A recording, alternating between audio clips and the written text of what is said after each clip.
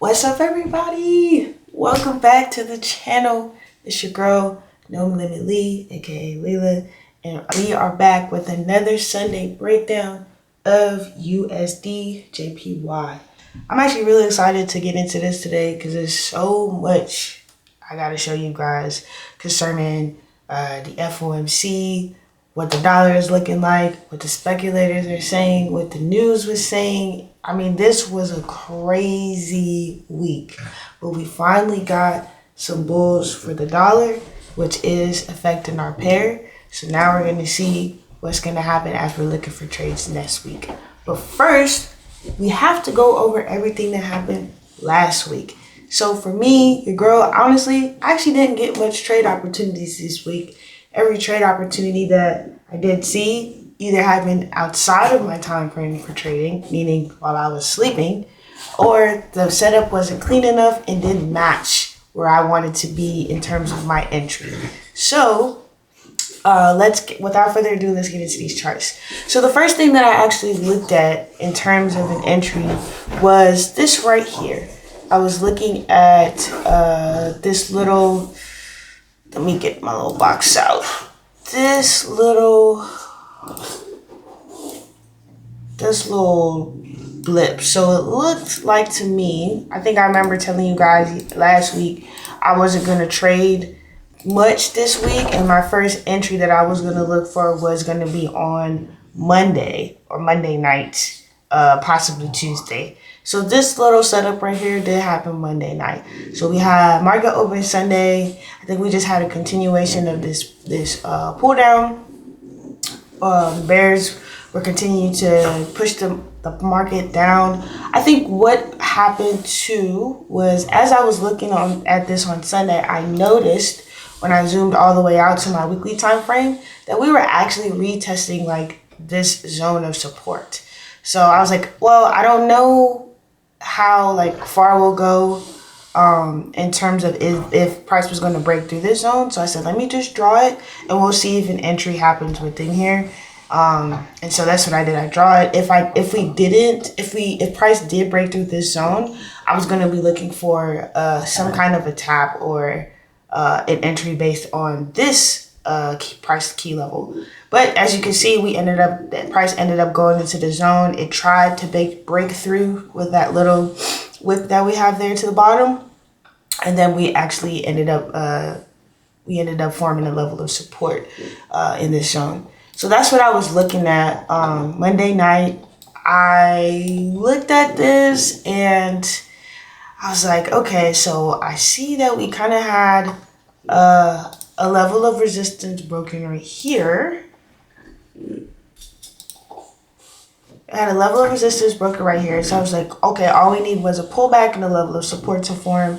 So we had the push up. We had this candle that marked off the level of resistance as well as buyer's exhaustion with this long wick to the top. Once price started coming down here, I was like, okay, maybe we just need a level of support. Support formed, but like I said, like this happened at candles at 22, so it's like 10 o'clock at night. I usually don't take trades at night. It's definitely not before going to bed. So I did not take this trade.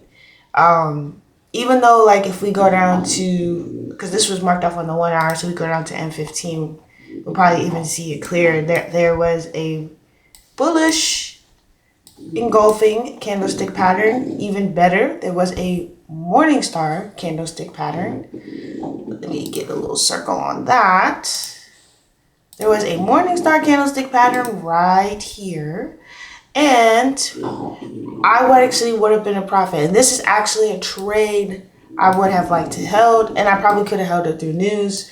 But honestly, I'm not mad that I didn't take this because my goal is always to, basically follow my trading plan. And honestly, you win some, you lose some, you miss some, you take some. It's the name of trading. We got to be on to the next trade. So after I didn't catch this trade, honestly, I was just in analyzing mode with the charts. I didn't want to take any other trades come Tuesday because I know that on huge news events like NFP and inflation and especially the federal funds rate, the market tends to do these large liquidity grabs, which is what happened here when the FOMC announced the new federal funds rate. And if I would have taken, even though I couldn't because this was out of my trading time, I was again asleep. But this would have been a beautiful setup right here for a buy. If I would have took that buy, it would have hit my stop loss, because my stop loss would have been placed right above this low. And as you can see, again, market went for a nice liquidity grab before it decided to go to the upside. So that is kind of another reason why I didn't get any trades in before FOMC. And same thing happened after FOMC. Every time it formed like a nice level of support, it was outside of my trading time. This one was better than this one. And of course, you can see, as you can see at the bottom of the screen, that happened at 3 o'clock in the morning. This also would have been a good setup. This one happened at 1 o'clock in the morning. So I just wasn't able to get any good setups based upon my trading plan. So we on it, but guess what? I can still see that throughout this entire zone, right? We actually were trading in between two levels this week. So the prior week, we had this daily exhaustion zone. Zoom back so you can see where it came from. We had this daily exhaustion zone that we drew based off this area of support on the daily, which was also retested here. That's where we caught those buys. I think almost a month ago now, where I was talking about that potential of a double bottom and a push up, because we knew that the rates were going to be cut. But it ended up forming that lower high. So then that changed our bias to, let's see if this was going to be broken. And then we wanted to get a retest so we can get an entry. And then that's when price went from this daily exhaustion zone to the weekly exhaustion zone that I just talked about before. So anytime you have like these two zones, for me, always what I'm trying to look for then is like an entry in one and an exit in the other. So for this one, it would have been an entry, a sell entry at the bottom of the orange zone into a take profit into the top or middle of the blue zone. And then it would be the opposite because now we see that the blue zone is a level of support. So it would be an entry in the blue zone with an exit to the orange zone. So that's kind of what I saw this week. I said, okay, we see some kind of the bulls entering the market. So we'll see, how strong this bullish trend is and where we will be able to get some entries. So before I just go into what we're going to be looking at for this week coming up in terms of market structure and entries, I wanted to talk just briefly about over trading and sticking to your trading plan. So the reason why I'm not really upset with the fact that I didn't get much trade opportunities this week, even though there was a lot of movement and a lot of pips to catch, is really because my goal more recently is actually to trade less. I know with me, and you guys saw because I talked about it in a couple other videos, that when I am in profit, I tend to give a lot more money back to the market. And if I'm trying to be a successful trader in the long run, that's actually not going to be something that will help get me there. In fact, it'll be more frustrating. And then that's kind of what triggers all the negative emotions that you see with trading when you're trying to revenge trade, and then you start over leveraging and then your account gets blown. It's just a bad negative loop. So I narrowed it down to, if I actually take trades that are pristine and clean inside of my trading plan, even if it ends up in a loss, I can just handle it so much better than me trying to trade to make a certain amount of profit, or to sometimes you trade from a place of ego. Trading is very psychological. So my goal recently has been to take less trades, and the trades that I do take have to be with my trading plan. And honestly, I should have took that first trade that I talked about in this yellow box, but I didn't, and it's okay because it was a lesson to learn. That's exactly why I do these videos, because I'm showing you, man, I'm learning too. There's money to be made, but I'm also learning, and I don't get every single opportunity. But every opportunity that I miss is a learning opportunity, and that was a huge learning opportunity for me. In fact, like I realized if I actually did take this trade, not only would I have taken it, but I've actually would have actually went up on my lot size, because in my trading plan, if I'm in these different like zones, every time I'm in a zone, I am actually lotting up depending upon the zone. So since this is a weekly zone, I'm looking at maybe doubling, even tripling my lot size. It depends on my account size, of course, because it has to be able to something that my account size can handle. And I also don't want to have I don't want to get margin called, meaning I want to not trade at full margin, which is crazy. I've never traded at full margin. So shout out to the traders that do, y'all are crazy. But I want to make sure that I'm not at full margin. At max, it'd probably be like 50 if I'm trading outside of, if I'm trading inside of a weekly zone. In a daily zone, I'm always just doubling it. So if I'm trading at a 0.5 lot size, then I'm doubling it to a standard. If I'm at a standard, I'm doubling it to 2 standards. And honestly, some of my best like trades have come from me doing that exact setup. And I just gotta trust the process when I'm in those setups. So I just wanted to say that. So if you have a trading plan, stick to your trading plan, even when you're missing opportunities, even when you are, feeling like you are like, stuck in things. Stick to your trading plan and everything will be okay. You guys hear my dog. If you see him over there in the bottom of the corner, Hunter, relax. Making a lot of noise. But anyways, all right, let's go to what we're doing next. So, first things first, like we always do, we have to look at what is happening in terms of news for the week. I say this all the time, but it is critical that you understand for your pair, your industry, whatever you are trading, what affects it and what is coming in for the week, because this will help with your bias. So I see that we have like regular news coming in this week. Regular meaning like this is part of the cycle of news that comes out every Wednesday, every Thursday, every month, whatever the cycle is. The only thing that I'm actually going to pay like really close attention to is GDP and when Powell speaks. And both of those are happening on Thursday. So I'm seeing that, and we already always have our unemployment claims number.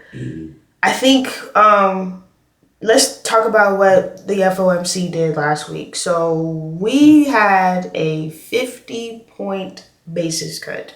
What does that mean? So instead of the market, I think I explained this a bit, but let me just explain it real quick. So the Fed talks in terms of basis points. Basis points is literally just percentage points. So they had a forecast that so let me start here. Our rate before the FOMC came and cut them was at 5.5%, right? So 5.5% was the interest that banks were charging each other for loaning money. That tends to be the benchmark rate for everything, as I said, that you are looking for in terms of loaning. If you are wanting to buy a car, a mortgage, credit card, all of those things are determined by how high the FOMC rate is, right? So the forecast was that they were going to cut the rates by 25 basis points, meaning 25.25%. And that's what we had for the forecast, right? So I knew that rate was coming anyway, right? Rates coming, that means we're going to get some bulls into the market. What the Fed did, which was a little bit more shocking to some people, was they actually cut it by 50 basis points, right? They had priced in, I want to say it was 150 basis point cut this year, something like that.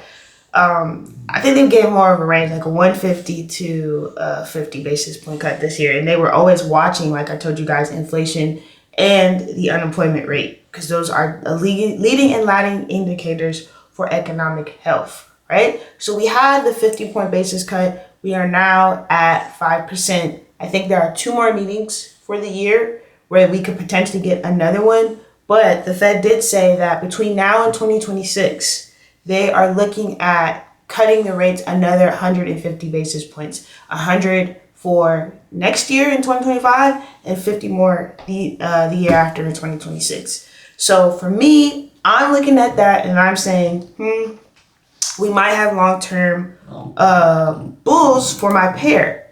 So I'm going to keep, paying attention to things like unemployment claims because the labor market, they said, is strong. So if we start to see weakness in the labor market, that might, push the Fed to be more aggressive in the cuts.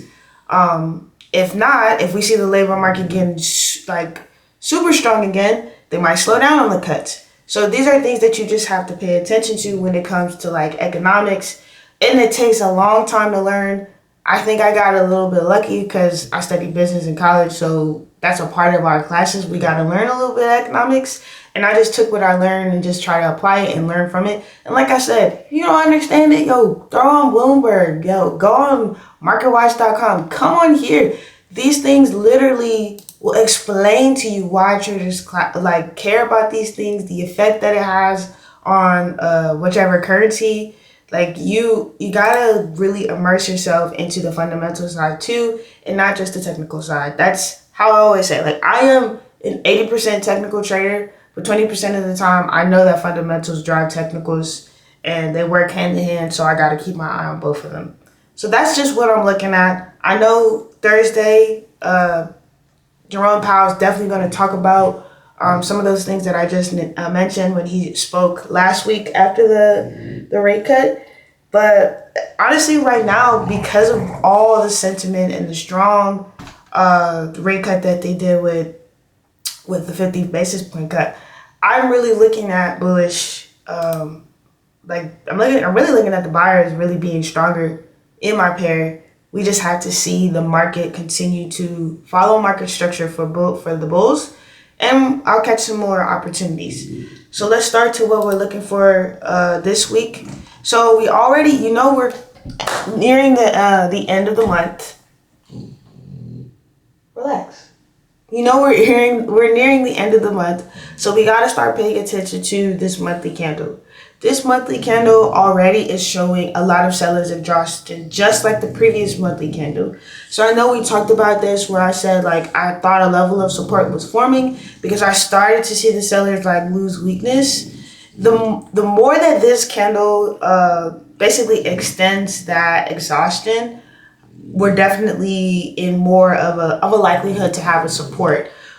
If we do get a support here on the monthly candle, to me that opens up an opportunity for a swing, but we definitely would still have to have an entry on the lower time frames. But it's just something to keep in mind as this month is ending and now we are going into October, or I like to call it the holiday months, because the dollar tends to be really strong during the holiday months. Obviously, we're spending a lot. There's a holiday literally every month. And in every one of those months, we are buying stuff. October, we're buying candies and costumes. November, we're buying a whole bunch of food.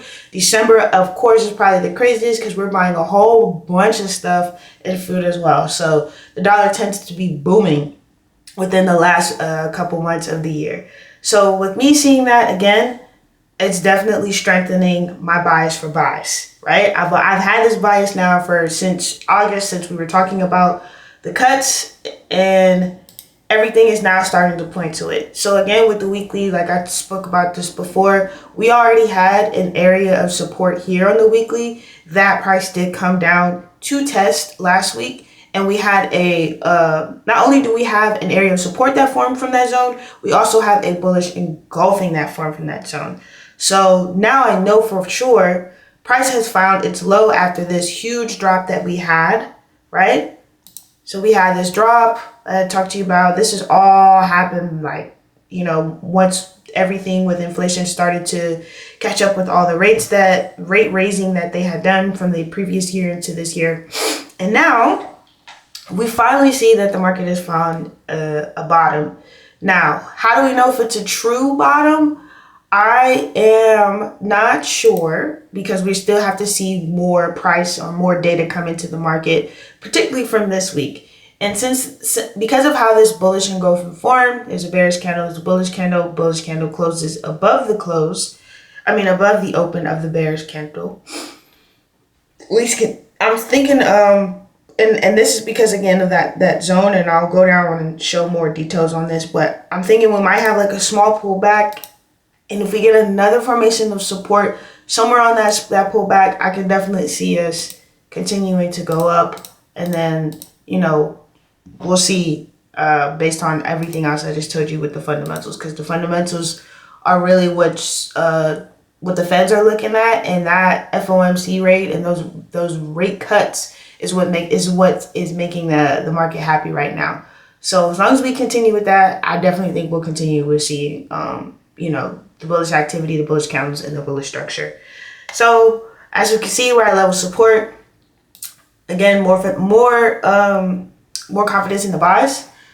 So this is the only time frame that I am looking for a strong, what do I want to say? I want to be convinced that we are no doubt in a bullish trend, because you guys know I told you I'm primarily a trend trader.